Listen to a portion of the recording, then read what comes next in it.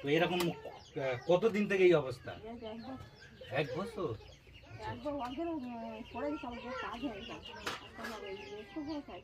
আচ্ছা, মানে পা ভাঙা আবার স্ট্রোক হয়ে আছে। আর এই তো ঘর বাড়ি, একটু ঘরটা দেখিয়ে দাও, এই ঘর বাড়ি। আচ্ছা, আমার একটা মানে মানে এই যে ফেসবুকে যে আমরা ভিডিও করি আর কি, আমার একটা গুরু মা আছে, মানে দিদি আমার। তো আমি তাকে বলেছিলাম যে আমি একটা জায়গায় যাচ্ছি, তো একটা অসহায় মানুষের কাছে, তো শুনে 500 টাকা পাঠিয়ে দিয়েছে। টেঙ্কু বণিক নাম তার। তো আমরা এইসবই ছোট মোটো মানুষের পাশে একটু দাঁড়াই 2-1 দিনের খুশির জন্য। তো কথাও বলতে পারে না মনে ঠিক মতো, তাই তো?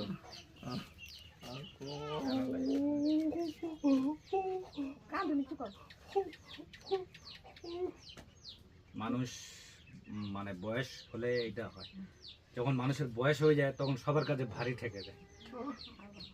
তো আমরা যারা এই মানে জন যুবক আছি, আমাদের অনেক শক্তিশালী, আমরা অনেক কিছু ভালো, কিন্তু যখন বুড়ো হয়ে যাব, তো যেদিন থেকে আমার এই মানে 2-1 জনের সঙ্গে এইসব দেখে, তখন থেকে আমার মনের মধ্যে যে আমি তো একদিন বুড়ো হয়ে যাব, তো যে কটা দিন মানে বেঁচে আছি, অন্তত কিছু বয়স্ক মানুষ, অসহায় মানুষ, তাদের পাশে অন্তত 2 দিনের সুখের জন্য তাদের বাড়িতে যাব, তাদের পাশে গিয়ে দাঁড়াবো। এই জন্যে আমার এই এটা আসা। ওটা ওটা তোমার তোমার কাছে থাক। তো কি খায় কি?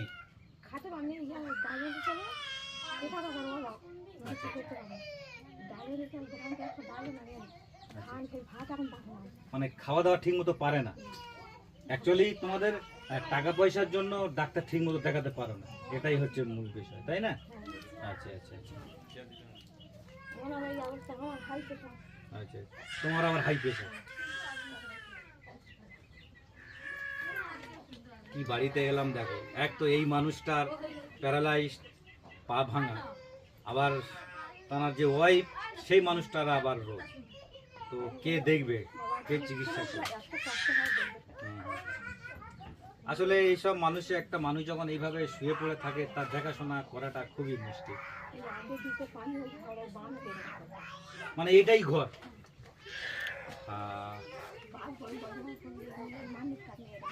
সেটাই তো, এই ঘরটা একটু ভালো করে দেখে দাও, এই ঘরে একটা মানুষ কিভাবে থাকতে পারে। সত্যি।